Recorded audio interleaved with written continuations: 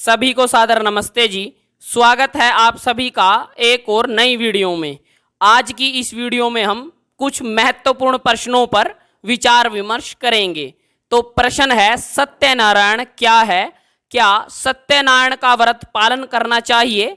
आइए इस प्रश्न के समाधान पक्ष की ओर चलते हैं। सत्यनारायण की पूजा, सत्यनारायण का व्रत सब मनुष्यों को अवश्य करना चाहिए, यही उसका धर्म है। पहले तो यह समझना होगा कि सत्यनारायण क्या है। सत्य का अर्थ तो सभी जानते ही हैं, अर्थात सच, और नारायण का अर्थ है नर में रहने वाला, अर्थात मनुष्य के हृदय में रहने वाला, अर्थात परमपिता परमात्मा। सत्यनारायण व्रत का अर्थ है सत्य को धारण करके ईश्वर की आज्ञा का पालन करना। सत्यनारायण व्रत का अर्थ हुआ सत्य धर्म धारण करना, सत्य आचरण करना।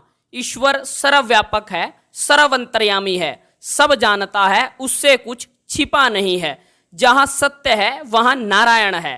सत्यनारायण व्रत का यह भी अर्थ है कि मनुष्य को हमेशा सत्य का पालन करना चाहिए। मनसा वाचा कर्मणा में कोई अंतर न हो। जो मन में है वही जुबान पर हो, और जैसा कहें वैसा ही करें।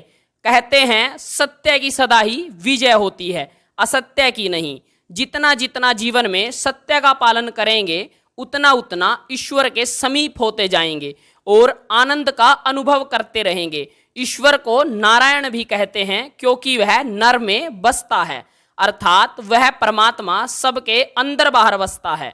उसी को हाजिर नाजिर जानकर सत्य व्यवहार करने का संकल्प अर्थात प्रतिज्ञा करनी चाहिए। ईश्वर जीव प्रकृति सत्य है, अतः यह भी अर्थ समझ लेना चाहिए कि जब तक इन तीन अनादि तत्वों के बारे में अच्छी तरह ज्ञान प्राप्त नहीं कर लेते तब तक हमारा ज्ञान अधूरा ही रहता है। सत्य ज्ञान प्राप्ति के लिए परमात्मा आत्मा प्रकृति को जानना आवश्यक है। अतः सत्य को ग्रहण करना, असत्य का त्याग करना, ईश्वर आज्ञा का पालन करना, प्राकृतिक नियमों का पालन करना तथा आत्मनिरीक्षण करना, यही सत्यनारायण व्रत का पालन करना है। आइए एक और प्रश्न पर विचार करते हैं कि जागरण किसको कहते हैं। आइए इसके समाधान पक्ष की ओर चलते हैं। सोना और जागना इत्यादि क्रियाएं हैं जिनको कर्म कहते हैं, और इनकी संज्ञा को निद्रा और जागरण कहते हैं। कर्म करने वाले को कर्ता कहते हैं। भौतिक अर्थों में जागरण अवस्था में भौतिक चक्षु खुले होते हैं, इसको जागृत अवस्था भी कहते हैं, जिसमें जीवात्मा अपने भौतिक साधनों से सब कार्य करता है। आध्यात्मिक दृष्टिकोण से जब सोई हुई आत्मा जागती है तो उस प्रक्रिया को आत्मिक जागरण कहते हैं। दार्शनिक भाषा में जैसे अविद्या, अज्ञान, अंधकार एकार्थवाची शब्द हैं, उसी प्रकार विद्या ज्ञान प्रकाश भी एकार्थवाची शब्द हैं। अविद्या के कारण अज्ञान होना है और अज्ञानता के कारण जीवन अंधकार में हो जाता है। वैसे ही सद्विद्या से ही सद्ज्ञान मिलता है, जो जीवन में प्रकाश अर्थात प्रसन्नता, सुख, शांति, आनंद भर देता है। वैदिक साहित्य में आलंकारिक रूप से ईश्वर को प्रकाश स्वरूप कहा गया है। इसका अर्थ यह निकालना अनर्थ हो जाएगा कि ईश्वर में भौतिक सूर्य के समान जैसा प्रकाश है। इसका सही अर्थ यह है कि ईश्वर सर्वज्ञान युक्त है, सर्वज्ञ है, ज्ञान का ही दूसरा नाम प्रकाश है। जागरण की किसको जरूरत है? बहुत ही अहम प्रश्न उत्पन्न होता है। ईश्वर सर्वज्ञ है, प्रकाश स्वरूप है, प्रकृति जड़ है, उसको ज्ञान या प्रकाश की क्या आवश्यकता? कोई उद्देश्य भी नहीं है। बाकी रहा जीवात्मा जो अज्ञानता के कारण, अविद्या के कारण दुख में जीवन अर्थात अंधकार में जीवन व्यतीत करता है, उसे ही प्रकाश अर्थात ज्ञान की आवश्यकता है, जो उसे जड़ प्रकृति से नहीं मिल सकता। शेष ईश्वर है, जिसकी स्तुति प्रार्थना उपासना से वह ज्ञान रूपी प्रकाश प्राप्त कर सकता है।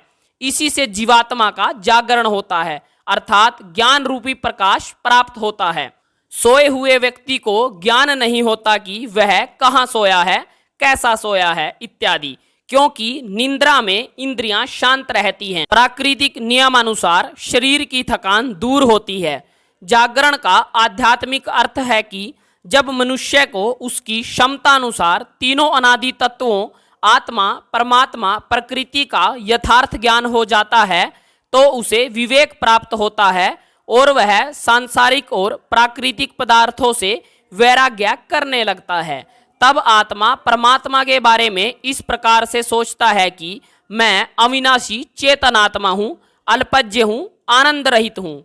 मुझे आनंद की तलाश करनी चाहिए, ईश्वर की तलाश करनी चाहिए, क्योंकि ईश्वर ही आनंद का भंडार है, आनंद दाता है। क्यों न मैं ईश्वर को अपना लूं और आनंदमय हो जाऊं।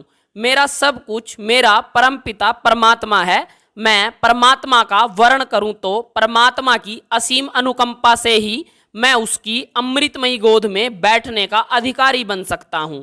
मैं रोज रोज के जन्म मरण के चक्कर से सदा सदा के लिए छूट जाऊंगा। जब इस प्रकार जीवात्मा अनुभव करता है तो समझना चाहिए कि आत्मा का जागरण हो गया। जागरण इन साधनों से होता है, एक उपदेश, दूसरा घटना, तीसरा सेवा, चौथा सत्संग, पांचवा स्वाध्याय और छठा समर्पण। ठीक ही कहा है, जो जागता है सो पाता है, जो सोता है सो खोता है। जब बुद्धि जगती है तो मन जागरूक हो जाता है, तब ही ज्ञान चक्षुओं में प्रकाश आने लगता है और इसी से जीवात्मा का जागरण होता है।